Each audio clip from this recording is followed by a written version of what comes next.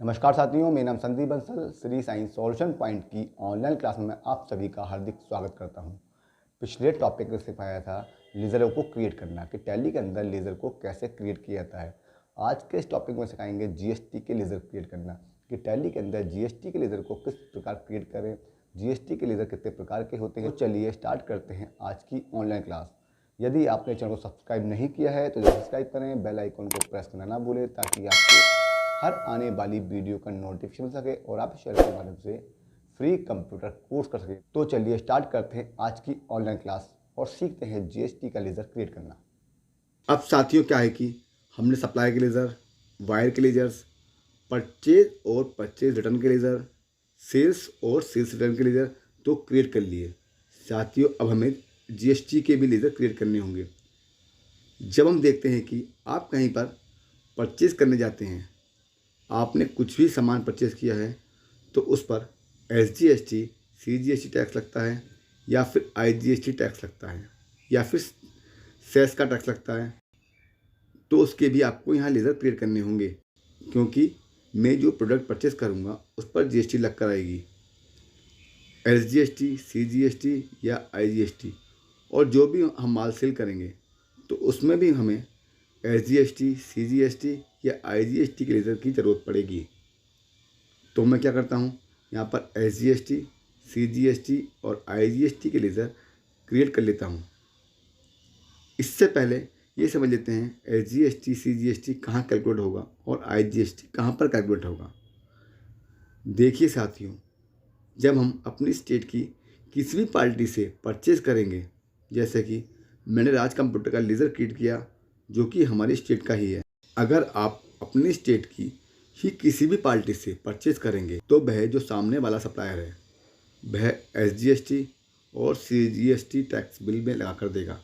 यदि 28% का कोई सामान खरीदा है वह भी अपनी स्टेट के सप्लायर से, तो वह क्या करेगा, 14% एसजीएसटी और 14% सीजीएसटी उसकी अमाउंट पर कैलकुलेट करके देगा जिसको आपको पे करना है। और यदि आप अपनी स्टेट से बाहर की किसी पार्टी से परचेज करते हैं और उस आइटम पर 28% टैक्स है, तब वह सप्लायर क्या करेगा, जो भी उस प्रोडक्ट की अमाउंट है उस पर आईजीएसटी टैक्स एक साथ 28% लगा देगा। यानी एसजीएसटी और सीजीएसटी लगेगा तो आधा आधा लगेगा और आईजीएसटी लगेगा तो फुल लगेगा। यानी एसजीएसटी और सीजीएसटी लगेगा तो आधा आधा लगेगा और आईजीएसटी लगेगा तो फुल लगेगा जो भी प्रोडक्ट पर टैक्स है। जैसे आप 12% की कोई भी प्रोडक्ट परचेज करते हैं वह भी अपनी स्टेट के किसी भी सप्लायर से, तो वह 6% एसजीएसटी और 6% सीजीएसटी उस अमाउंट पर लगाएगा। और अपनी स्टेट के बाहर के किसी सप्लायर से माल खरीदते हैं और उस माल पर 5% टैक्स है तो सप्लायर क्या करेगा, जो भी उस सामान की वैल्यू है उस पर 5% आईजीएसटी टैक्स लगा देगा। ये अंतर है एसजीएसटी, सीजीएसटी और आईजीएसटी में। इन लेज़र की भी हमें ज़रूरत पड़ेगी। तो लेज़र कैसे क्रिएट करेंगे, तो चलिए सीखते हैं। सबसे पहले मैं लेज़र क्रिएट करता हूँ एसजीएसटी का।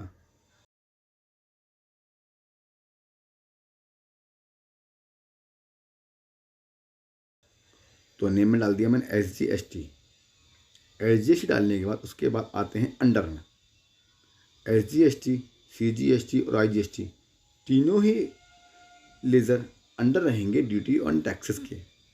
लिस्ट ऑफ ग्रुप में जैसे ही मैंने ड्यूटीज़ एंड टैक्सेस सेलेक्ट किया तो उसके बाद नेक्स्ट कॉलम आया टाइप्स ऑफ ड्यूटी टैक्स। इसमें आपको जीएसटी रखना है। फ्लैट टैक्स टाइप में आपको क्या करना है, जब आप एसजीएसटी का लेज़र बना रहे हैं, एसजीएसटी का मतलब क्या है, एसजीएसटी का मतलब है state goods and service tax. GST के आगे एस लगा है तो आप समझ सकते हैं कि एस माने स्टेट, ये स्टेट का टैक्स हो गया। यहाँ पर एसजीएसटी में जब भी आप एसजीएसटी का लेज़र क्रिएट करेंगे तो उसमें आपको स्टेट टैक्स सेलेक्ट करना है।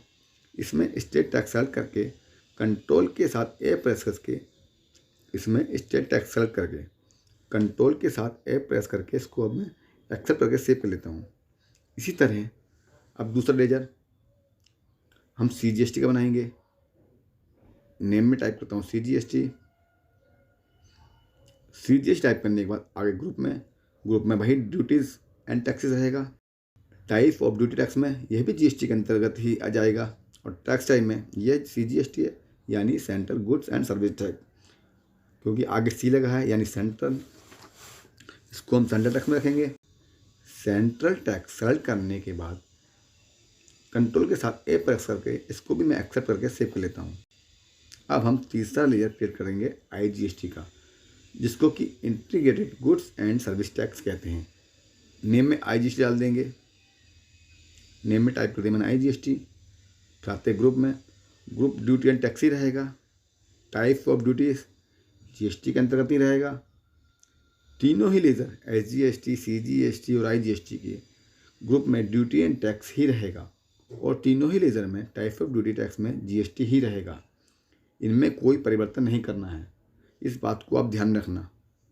सिर्फ टैक्स टाइप चेंज करना है। तीनों ही लेजर SGST, CGST और IGST के ग्रुप में ड्यूटीज़ एंड टैक्स ही रहेगा, और तीनों ही लेजर में टाइप ऑफ ड्यूटीज़ टैक्स में GST ही रहेगा। इनमें कोई परिवर्तन नहीं करना है, इस बात को आप ध्यान में रखना। सिर्फ टैक्स टाइप चेंज करना होगा और कुछ नहीं, और इस बात को अपनी नोटबुक में लिख लो। प्रथम टैक्स टाइप, टैक्स टाइप में ये IGST है, यानी integrated goods and service tax. आगे I लगा है यानी इंटीग्रेटेड, इसको में हम इंटीग्रेट कर लेते हैं। इंटीग्रेटेड टैक्स सेलेक्ट करने के बाद कंट्रोल के साथ ए प्रेस करके इसको भी मैं एक्सेप्ट करके सेव कर लेता हूँ। इस प्रकार हमारे SGST, CGST और IGST के लेजर क्रिएट हो गए। इसके अलावा साथियों, एक टैक्स सेस का और लगता है, जैसे कि पान मसाला है, टोबैको प्रोडक्ट हैं, तो उन पर क्या होता है कि GST तो लगता ही है, साथ ही साथ सेस टैक्स भी लगता है। तो यहाँ पर हम सेस का लेजर भी क्रिएट कर लेते हैं। नेम में टाइप कर दिया सेस। सेस को टाइप करने के बाद सेस का ग्रुप भी ड्यूटीज़ एंड टैक्स ही रहेगा। टाइप ऑफ ड्यूटीज़ GST रहेगा। फिर है टैक्स टाइप, टैक्स टाइप में हम सेस को सेलेक्ट कर लेंगे। इसको भी कंट्रोल के साथ ए प्रेस करके इस लेजर को मैं सेव कर लेता हूँ। मैंने क्या किया, जो भी SGST, CGST, IGST, सेस आदि के लेजर थे क्रिएट कर लिए। इसके अलावा एक कॉमन लेजर और भी है जिसकी भी हमें ज़रूरत होगी, वह है राउंड ऑफ। तो हम एक राउंड ऑफ का लेजर भी क्रिएट कर लेते हैं। नेम में टाइप कर दिया round of. Round of type करने के बाद राउंड ऑफ अंडर रहेगा इनडायरेक्ट एक्सपेंसेस ग्रुप के। आप चाहें तो इसको इनडायरेक्ट इनकम ग्रुप के अंतर्गत भी रख सकते हैं। राउंड ऑफ के लेज़र की कहाँ ज़रूरत पड़ती है, इसको भी मैं आपको बता देता हूँ। पहले हम राउंड ऑफ का लेज़र क्लियर कर लेते हैं। अंडर में मैंने इसको इनडायरेक्ट एक्सपेंस रखा। अब आपको क्या करना है, आपको एंटर की को प्रेस करना है। इन्वेंट्री वैल्यू आर अफेक्टेड, इसको नो रखना है। इन्वेंट्री वैल्यू आर अफेक्टेड को नो करने के बाद आगे हम टाइप्स ऑफ लेजर में, इसमें इनवाइज राउंडिंग करना है। राउंडिंग मेथड में नॉर्मल राउंडिंग करना है। राउंडिंग लिमिट इसको 1 करना है। इसके बाद कुछ नहीं करना, इसको कंट्रोल के साथ ए प्रेस करके हम सेव कर लेंगे। ये जो राउंड ऑफ का लेज़र क्रिएट किया है, इसकी ज़रूरत हमें तब पड़ेगी जब अमाउंट को राउंड ऑफ करना हुआ। मान लीजिए आपने किसी को सामान सेल किया है और उस बिल का जो अमाउंट है बन रहा है वो 45,275 रुपये 78 पैसे है।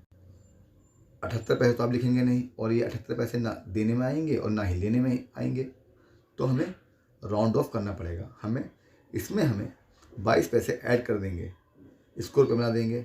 इसके लिए हमें राउंड ऑफ लेज़र की ज़रूरत पड़ेगी, इसलिए राउंड ऑफ का लेज़र क्रिएट करना पड़ता है।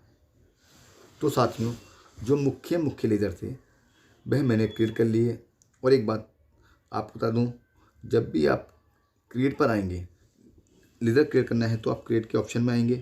क्रिएट में आने के बाद लेज़र में आएंगे। जब आप इस जगह पर आएंगे लेज़र क्रिएशन में, तो यहाँ पर जो फॉर्म जो खुलकर आ रहा है, इसमें आप कुछ सेटिंग भी कर सकते हैं। इसमें बाय डिफ़ॉल्ट कुछ चीज़ें आ रही हैं। एरियाज आ रहा है, अंडर आ रहा है, इन्वेंट्री वैल्यू आर इफेक्टेड आ रहा है, यानी जिस भी ऑप्शन के कॉलम आ रहे हैं टाइप्स ऑफ लेज़र का कॉलम मिल रहा है। इस तरह से कई ऑप्शन के कॉलम मिल रहे हैं। ये सारे ऑप्शन के कॉलम शो हो रहे हैं। ये कहाँ से आए हैं, आप चाहें तो इनको हटा भी सकते हैं। जैसे है इसमें मेंटेन बिल बाय बिल, आपको यदि इसे हटाना है या रखना है तो इसको हम कैसे और किस ऑप्शन से हटाएंगे या लगाएंगे, इसके लिए हमें सेटिंग करनी होगी। जब भी आप लेज़र क्रिएशन में आएँ अपने अकॉर्डिंग कुछ भी कॉलम भी लगा सकते हैं और हटा सकते हैं। इसके लिए आपको क्या करना होगा, इसके लिए जब आप लेज़र क्रिएशन में आएँ और ये फॉर्म खुला हुआ है, साइड में नीचे देख रहे हैं लिखा हुआ है कॉन्फ़िगर। कॉन्फ़िगर पर क्लिक करिए या अपने कीबोर्ड से प्रेस करें F12 की को। F12 की को प्रेस करने के बाद जो कॉन्फ़िगर की विंडो ओपन होगी तो इसमें बहुत सारी कॉन्फ़िगरेशन करने के लिए ऑप्शन भी आएंगे। कॉन्फ़िगरेशन में आने के बाद ऊपर जो लिखा है शो मोर कॉन्फ़िगरेशन, इसको यस कर दें, और शो ऑल कॉन्फ़िगरेशन, इसको भी यस कर दें। और हम कॉन्फ़िगरेशन के ऑप्शन में जो भी ऑप्शन हमें चाहिए इनको हम यस और नो करके लगा और हटा सकते हैं। यानी फार्म में जो कॉलम नहीं आ रहे हैं उनको ऑप्शन को हम कॉन्फ़िगरेशन में आकर ऑप्शन के आगे यस और नो करके लगा और हटा सकते हैं। किसी भी ऑप्शन को यस और नो करने के बाद सेव करने के लिए एक्सेप्ट करना होगा या कीबोर्ड से कंट्रोल के साथ एक्सेप्ट करके सेव करना होगा, तभी ऑप्शन सेव होंगे। जो नो है उनसे related column laser configuration form में नहीं आएंगे, और जिसके आगे यस है उनसे related column laser creation form में शो होंगे। जैसा कि जनरल डिटेल्स में प्रोवाइड एलियास फॉर नेम है, इसको मैंने यस किया हुआ है क्योंकि मुझे इनका उपनाम लिखना है। मैंने प्रोवाइड एलियास फॉर नेम को यस किया हुआ है। मैं नेम के नीचे एलियास का कॉलम आ रहा है। यदि मैं प्रोवाइड एलियास फॉर नेम को नो करके कंट्रोल की के साथ ए को प्रेस करके उसको सेव करता हूँ तो देखें एलियास का कॉलम हट गया। मैं दोबारा प्रोवाइड एलियास फॉर नेम को यस करके कंट्रोल की के साथ ए को प्रेस करके इसको सेव करता हूँ तो देखें एलियास का कॉलम फिर से आ गया है।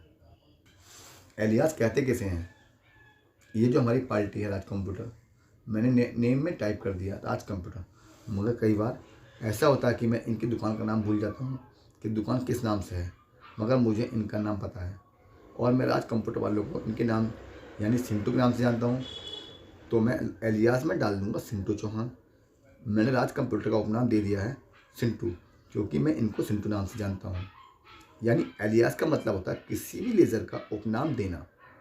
इसी प्रकार हम कॉन्फ़िगरेशन के ऑप्शन में से जो भी ऑप्शन हमें चाहिए इनको हम यस और नो करके लगा हटा सकते हैं। जैसा मुझे maintain balance bill bye bill को हटाना है, तो इसके लिए मैं कॉन्फ़िगरेशन के जनरल ऑप्शन में आकर मेंटेन बिल बाय बिल को नो करके हटा देता हूँ। और ऐसे ही अगर प्रोवाइड कॉन्टेंट डिटेल्स का कॉलम नहीं आ रहा है तो इसको भी हम इसी प्रकार पार्टी डिटेल्स में आकर प्रोवाइड कॉन्टेंट डिटेल्स को यस कर देंगे, जिससे कि जिस भी पार्टी का लेज़र क्रिएट कर रहे हैं उसकी कॉन्टेंट डिटेल्स के लिए कॉलम आ जाए। इसी प्रकार हम कॉन्फ़िगरेशन के ऑप्शन में से जो भी ऑप्शन हमें चाहिए इनको हम यस और नो करके लगा हटा सकते हैं। कॉन्फ़िगरेशन के ऑप्शन को यूज़ करना आप समझ गए होंगे कि हम इसको किस प्रकार यूज़ कर सकते हैं और कैसे इसको यूज़ करना है। तो साथियों, मुझे उम्मीद है कि आप SGST, CGST, IGST and cess के बारे में समझ गए होंगे कि SGST, CGST, IGST और सेस क्या है और टैली प्राइम में इनके लेज़र कैसे बनाए जाते हैं।